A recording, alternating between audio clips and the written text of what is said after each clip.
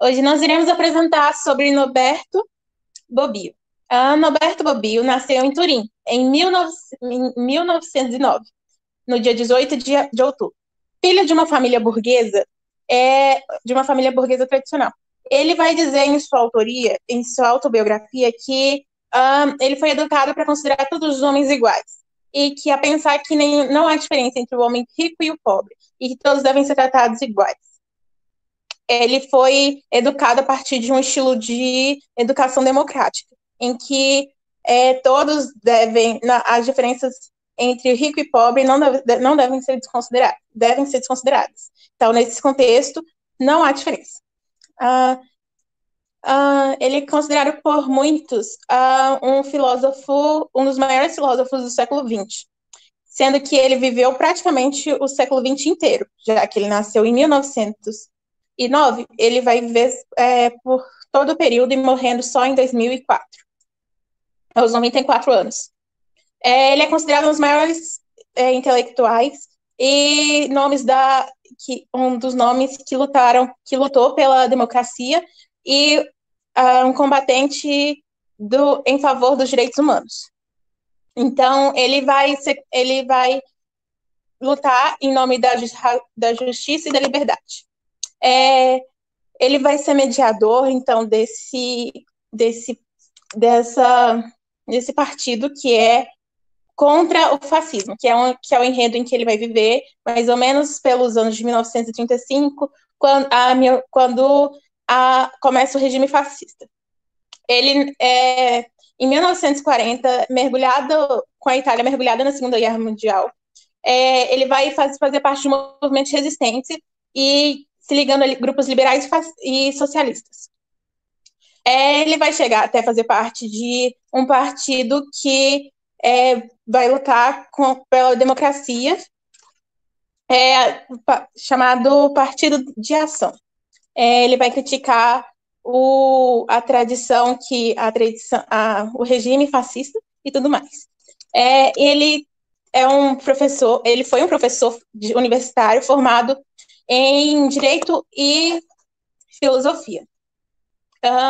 Ele vai lecionar durante praticamente metade dos anos de 1935, 37 até o 1988, quando ele recebe o emérito da Universidade de Turim como professor emérito da Universidade de Turim.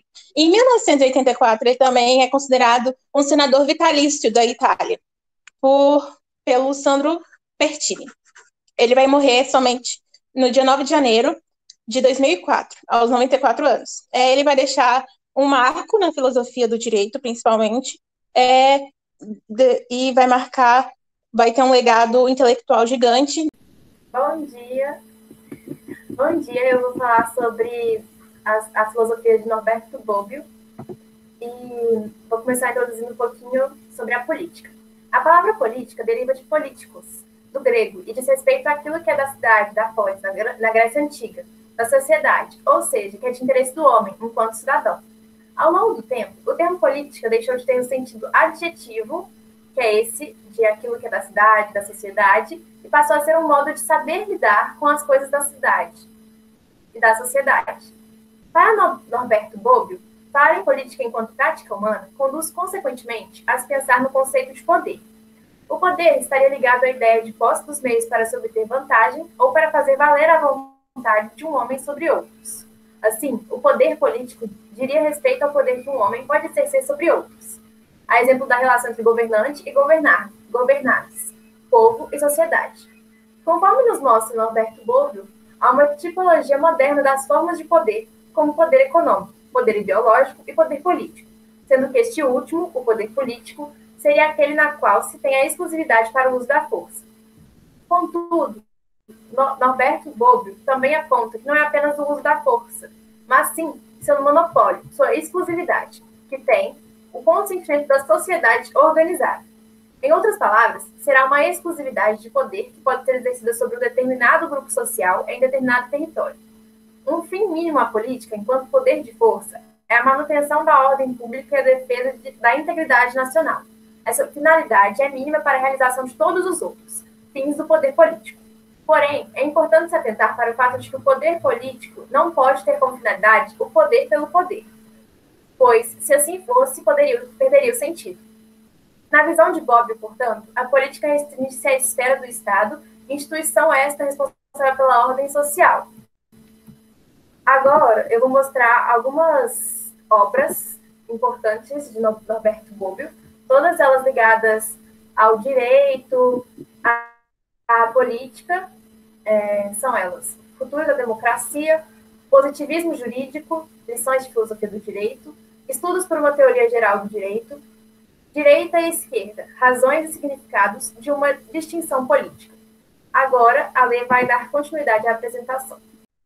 Bom, agora nós resolvemos falar um pouco sobre a democracia em um evento político. Nós escolhemos falar sobre um assunto que é bem atual, que é a morte do segurança negro George Floyd, que acaba por explicitar um assunto muito grave, que é o racismo.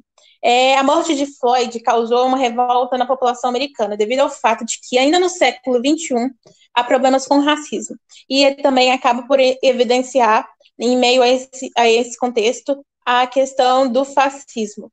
Então, inclusive, o presidente americano Trump, ele considera que os movimentos que estão sendo feitos são movimentos terroristas, que no caso são movimentos antifascistas.